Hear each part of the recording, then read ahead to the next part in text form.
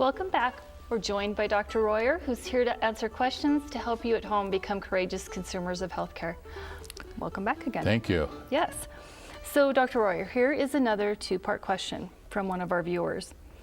My GP, or general practitioner, sends me to a specialist, and it's apparent the specialist has not looked at my file prior to sitting down with me. As he begins to visit with me, it's also obvious that my file doesn't contain my current information. First, can you address if it's normal for the specialist not to have looked at my file prior to sitting down with me? And next, what could I have done to make sure the specialist had received current information? Well, first of all, for every referral from a general practitioner or your primary care, it could be a nurse practitioner, you need to make sure, if they're referring you, that you tell them you want your records sent to that referring physician.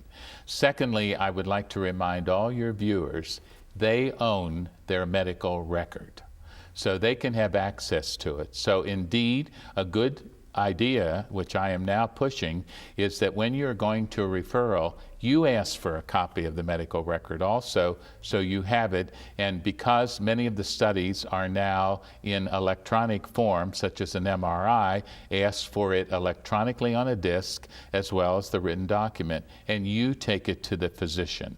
Now, if you get there and they haven't read it and you believe it's significant, I think there's two possibilities.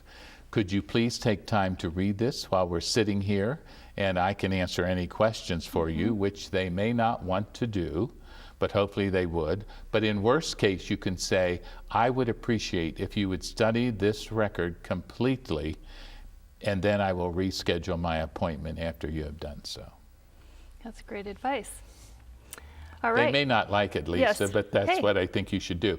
You can't make a diagnosis without reviewing past history. And with these complicated cases, the past history can be enormous. Makes complete sense. All right, so another question comes from someone concerned about consistently being kept waiting. Oh. When they come in for a scheduled appointment, I believe this has happened to all of us at one time or another, they add that it's not just a 10 or 15 minute wait, but potentially an hour wait. This person wants to know if there's a tactful way to convey that her time is just as valuable, and then she really can't afford to wait that long. Clearly, if the person has an appointment that they need to make within a period of time, and I would think anyone reasonably would say, we're probably going to be at the doctor's office for an hour, so you might schedule something for an hour and a half or 2 hours from then. I think it's always good to go up to the reception desk when you sign in and say, I do have an appointment outside of this office at an hour and a half, and I hope that I will be able to do that. Put it on the line. Give them notice.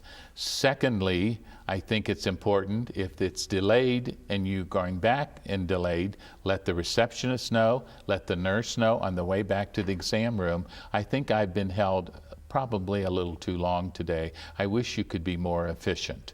I think it's appropriate also to say that to the physician.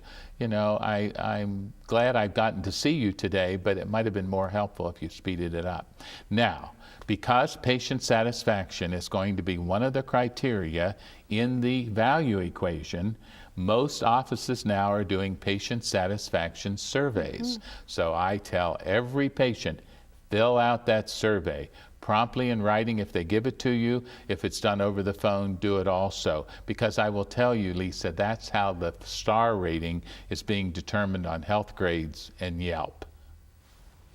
Thank you. All right, so this is a common question we've received many times. Many patients are embarrassed to ask their doctor to wash their hands before they examine the patient. What's the best way to ask my doctor to wash his or her hands before he examines me? Okay. This is a little complex because today most of the hand sterilization is not done through washing, but it's by using one of those dispensers that have the liquid in it. So the first thing you need to do, unfortunately, when you go into the room is to see if there's a hand dispenser outside, because they often put that on before they come in the room. If indeed you don't see that and they don't have a dispenser in the room that they don't use when they come in, then if they don't have a sink In many of exam rooms, the ones I've helped design in my career, I've always said there needs to be a sink in the room. And in order to make my patients comfortable, I've always washed my hands in front of them.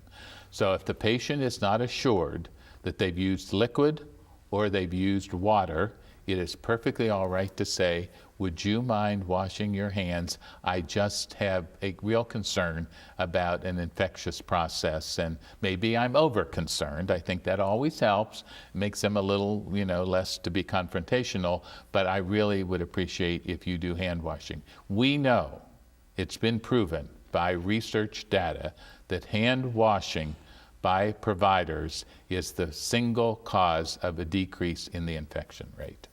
Far above antibiotics, Lisa. And my physician should be comfortable with me asking them that question. Absolutely. Again, I would tell you, the courageous patient has to be the patient of today. It can't be the patient of yesterday who thought I was a god and walked on water and they were afraid to ask me questions. Absolutely. Because they're going to drive healthcare. It's now going to be patient-centric. And I would have to say, it's a very basic statement. If the physician gets offended, you have the wrong physician.